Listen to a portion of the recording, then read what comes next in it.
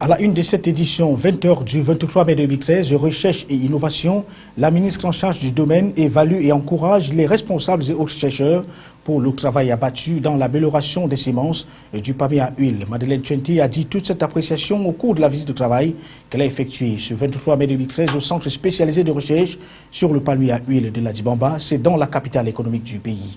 Visite encore et le ministre du Travail et de la Sécurité sociale qui est dans la région du Sud, à Ibolova.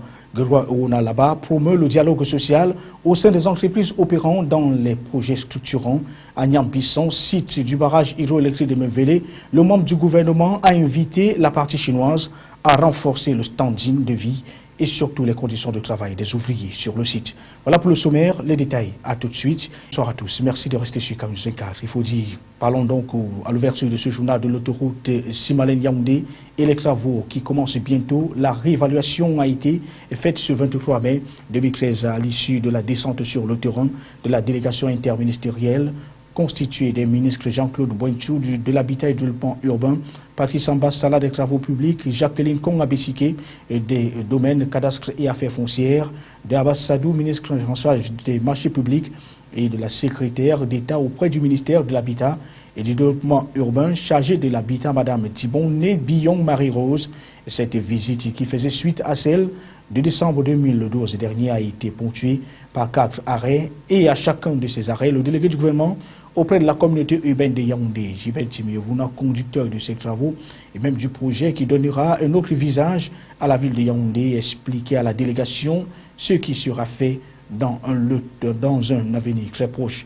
Les travaux de construction de cette section donc seront exécutés par les entreprises Sino Hydro pour ceux qui connaissent la cité capitale du Cameroun pour le tronçon Ahala Carrefour, Sam, 3 statuts, le long de 5,8 km et China Route and Bridge Corporation pour le tronçon Olibia Melen et Carrefour des officiers et poste central long de 1,9 km et enfin Arab Contractor pour le tronçon Carrefour Warda, école de police Carrefour sous-préfecture de Tinga, long lui de 2,1 km. Voici d'ailleurs une attitude de quelques personnalités captées par les reporters de Camille 24 amenés par Jean-Pierre Bitongo au cours de cette descente sur le terrain. Avons prescrit un chronogramme de 2 mois pour boucler ces études. Déjà en fin juillet, début août. Et nous comptons donc finaliser les documents techniques pour les approuver et donner donc le cas échéant l'ordre de service de démarrer les travaux en septembre. Parlons cette fois de la croisade contre les fistules obstétricales et le gouvernement qui appelle à la protection de la femme et de la jeune fille. 2 à 3 millions de femmes et de filles sont atteintes de fistules obstétricales dans les pays en développement. 50 000 nouveaux cas sont enregistrés chaque année à travers le monde et au Cameroun, le taux de prévalence est estimé à 0,4%, ce qui correspond à 19 000 victimes chaque année. Les détails, Salomon Foué, Alexis Clodamougou, Marcel Vondo, c'est peut-être cas pour le récit. Ces statistiques ont été révélées dans le cadre de la communication gouvernementale sous la bannière d'un point de presse conjointement donné par les ministres de la promotion de la femme et de la famille et celui de la santé publique. C'était à l'occasion de la première édition de la journée internationale consacrée à l'élimination de la fistule obstétricale célébrée ce 23 mai 2013. Environ 2 à 3 millions de femmes et de jeunes filles sont atteintes de cette pathologie dans les pays en développement. Une affection virtuellement éliminée dans les pays industrialisés. Chaque année, 50 000 nouveaux cas sont recensés à travers le monde. 19 000 femmes en sont victimes au Cameroun pour un taux de prévalence de 0,4%.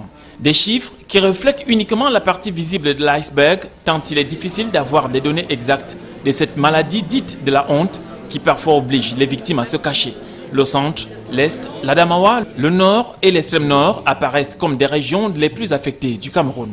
Il faut que toutes les communautés, que tout le monde, chacun dans sa communauté, joue le rôle pour prévenir, c'est-à-dire laisser la jeune fille grandir, la laisser aller à l'école, éduquer les familles et pour celles qui tombent enceintes, qu'on puisse fréquenter les services de santé. Il y a la prévention.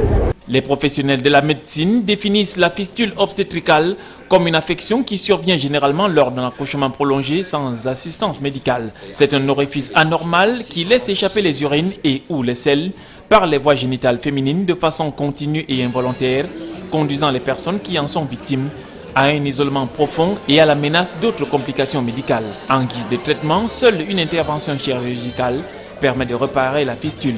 En revanche, la prévention apparaît comme un moyen efficace pour éviter cette affection. Il s'agit d'observer les déclinaisons du planning familial histoire de prévenir les grossesses non désirées, de promouvoir les soins de qualité pour toutes les femmes durant la grossesse, l'accouchement et les suites de couches, d'éviter les mariages précoces et les mutilations génitales. Parlons à présent de l'actualité autour du Sénat avec la commission ad hoc chargée d'élaborer le projet de loi portant règlement intérieur et fonctionnement de la Chambre haute du Parlement qui viennent de se réunir après avoir bouclé ses travaux le 22 mai 2013. Les 25 membres de la commission Tomatoboyoum ont ainsi, après réformulation et amendement de certains articles des 130 que compte le document, validé et adopté le rapport des travaux ce 23 mai 2013. Mais toujours à retenir donc autour de l'actualité. Et en ce qui concerne le Sénat, il faut dire qu'une séance plénière est donc convoquée. La séance plénière d'adoption du règlement intérieur du Sénat est convoquée pour demain. Ce sera à partir de 11 h à l'hémicycle de Ngwa-Ekele, le palais de l'Assemblée nationale à Yaoundé. On parle de cette visite de travail du ministre du Travail et de la Sécurité sociale qui se trouve dans la région du Sud à Ebolva. Grégoire Rona promeut ici le dialogue social au sein des entreprises opérant dans les grands projets structurants. Il faut dire qu'à Nyambizan, site qui abrite les travaux du barrage hydroélectrique de Mevele, le membre du gouvernement a invité la partie chinoise à renforcer le standing de vie et les conditions de travail des ouvriers sur le chantier. Reportage, lui de Gonzanga, Archange-Manda, Donald Anouzoa. Pour sa première descente dans la région du Sud, les chantiers de projets structurants ont occupé une place prépondérante dans l'agenda de Grégoire Orona. Ici à Nyambizan, pas de nuage particulier entre les ouvriers et les responsables de l'entreprise Sino Hydro en charge de ce grand ouvrage. En y arrivant le 22 mai, le ministre du Travail et de la Sécurité sociale a voulu se rendre compte de cette réalité.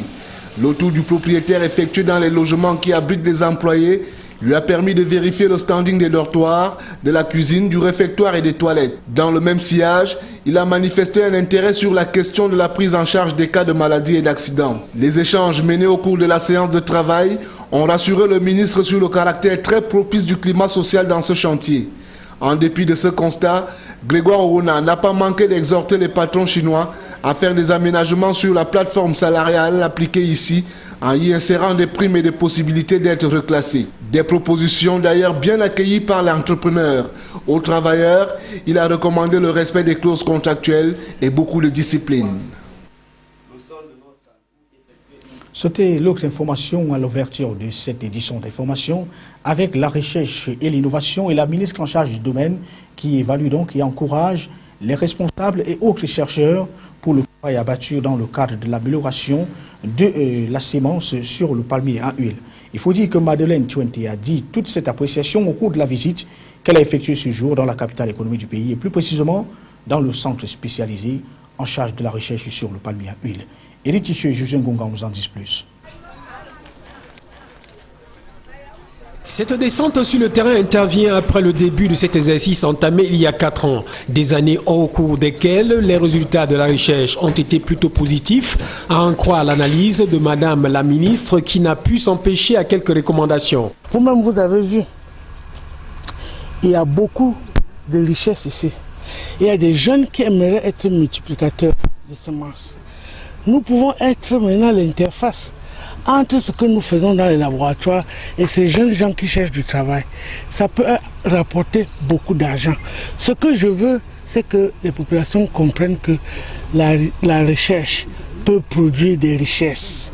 La recherche doit produire des richesses. Logé dans l'enceinte de l'IRAD, les missions du centre spécialisé de recherche sur le palmier à huile de la Dibamba sont entre autres de produire assez de semences sélectionnées pour satisfaire la demande nationale dont la dernière trouvaille est le Ténéra qui découle du croisement entre Piscifera mâle et Dura femelle. Le résultat de la polarisation permet de récolter des semences améliorées destinées à la commercialisation. Nous voudrons que les Camerounais aussi puisse avoir des vastes plantations avec les résultats de la recherche. Vous avez vu vous-même, nous avons un stock important. Nous avons quand même à peu près 4 millions de graines en stock. Donc, on peut déjà créer des plantations. Nous voulons produire 8 millions, même déjà à partir de l'année prochaine. La visite de travail du MINRESI a débuté par les différents laboratoires de la structure et autres pépinières de la recherche et celles commerciales. Ici, l'on a salué l'évolution de la production des semences qui sont passées de 500 000 à 4 millions et souhaite que l'on fasse davantage pour l'avenir.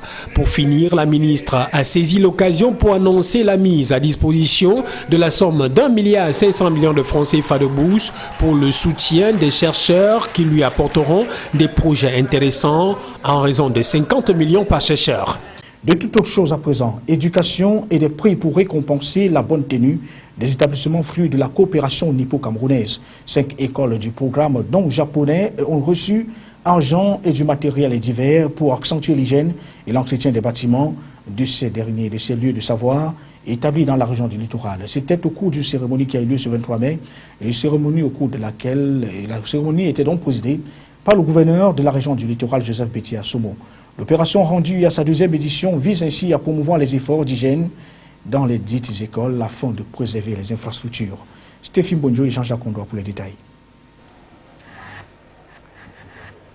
400 000 francs CFA, du matériel de nettoyage et d'entretien, des diplômes d'honneur. Voilà entre autres prix offerts à 5 écoles de la région du littoral. Celles-ci se sont démarquées dans l'entretien des infrastructures gracieusement offertes en 1997 par la République japonaise au Cameroun dans le cadre du programme Don japonais. L'initiative qui rentre dans le cadre du concours de labellisation des écoles du dit projet Kerina Gakko, l'école la plus propre, vise à promouvoir l'hygiène et la salubrité en milieu scolaire. Ainsi, au terme de cette 2e édition, l'arrondissement de Douala 3e s'est vu décerner les 3 premières places du classement, revenant respectivement aux écoles publiques de Nilon, de Niala et de Newton Aéroport.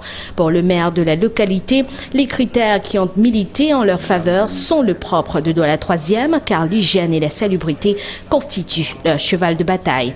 Dans son discours de circonstance, la déléguée régionale de l'éducation de base pour le littoral, en remerciant la communauté japonaise pour ce précieux investissement, n'a pas manqué de lancer un appel au gouvernement camerounais lui demandant de doter ces écoles de massifs de fleurs pour éviter que les cours ne soient transformés en stade de football et surtout de prendre en charge les salaires des gardiens de ces écoles qui œuvrent pour leur sérénité.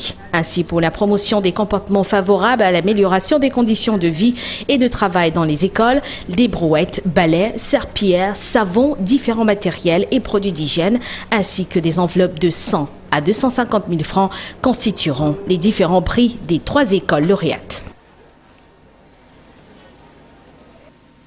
Sortir la région de l'Est du sous-développement, c'est l'objectif que veut atteindre l'État camerounais et qui, de concert avec l'Union européenne, a mis en place le programme de développement rural de cette partie du pays.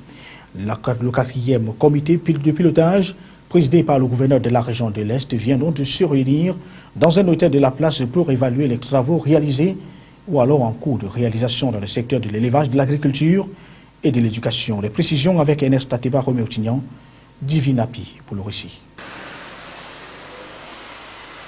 Avant la tenue des assises du 4e comité de pilotage du programme de développement rural de la région de l'Est, les représentants de l'Union européenne et l'autorité administrative de la région du Soleil Levant ont effectué des descentes dans certaines localités pour apprécier les activités réalisées dans le cadre des dévis programmes 1 et 2. Il en ressort que toutes les activités avicoles et éducatives contenues dans le dévis programme numéro 2 qui prend fin ont été réalisées à 115%. Une satisfaction partagée par l'Union européenne qui salue l'initiative et les avancées considérables de l'évaluation à mi-parcours des activités de ce programme. On peut appuyer le lancement des activités, mais ça c'est pour une période déterminée, mais après la continuité, ce sont les bénéficiaires qui prennent les choses en main. On donne un appui au début et après c'est à eux de continuer de réaliser et de continuer les actions. Et c'est pour ça que je trouve dans ce projet est un bon exemple. Les assises qui se sont déroulées dans le calme et la sérénité et dans lesquelles prenait part l'Union européenne, le représentant du délégué régional du Minépat, le président du comité, les préfets des départements de Lomé-Direm et de Lambumba Ngoko ont permis de présenter les activités du DEVI programme numéro 3 qui doit démarrer le 1er novembre 2013 et qui va s'achever le 30 avril 2013. Une note culturelle avec Joe Boulet qui dénonce la mauvaise programmation de la musique camerounaise sur les ondes des radios et télévisions locales. L'artiste et musicien, par ailleurs président du syndicat camerounais des artistes de spectacle, l'a dit au cours de la conférence de presse organisée en prélude à ses 40 ans de scène. Au cours de la rencontre avec les hommes de médias établis dans la capitale économique du pays, Georges Ludovic Ndjoboulet, de son vrai nom, qui est rentré en scène musicale en 1973 à partir de Radio Douala, a déroulé les axes de ce rendez-vous qui consacre le couronnement de sa longue carrière. Le père du titre Malabar a présenté sa dernière création qu'il a dénommée L'essentiel, les poussées natives d'Aqua. Le Makossa n'a rien perdu de sa superbe malgré les influences externes et au fil des ans, Ndjoboulet est resté égal à lui-même, fidèle au Makossa originel. La vieille école, dit-il, doit accompagner la jeune génération afin de conserver l'authenticité de la culture et de la musique camerounaise. Le combat, c'est celui autour du droit d'auteur et du droit voisin, droit pour lequel les artistes et musiciens continuent donc à se battre pour leur mieux vivre. Voici d'ailleurs une attitude de l'artiste et musicien Ndjoboulet au micro de Serge Tetka. C'est de la vie familiale et c'est aussi le travail. Parce qu'on peut avoir du talent, on peut être né dans la musique, mais si on ne travaille pas, on ne peut pas avoir de bons résultats. Je pense que c'est le travail, et c'est toujours le travail qu'il faut mettre en exergue. À l'étranger, dans cette édition d'information, escale au Niger, 24 morts dans un double attentat commis par un des groupes djihadistes dans le nord et un site d'Areva.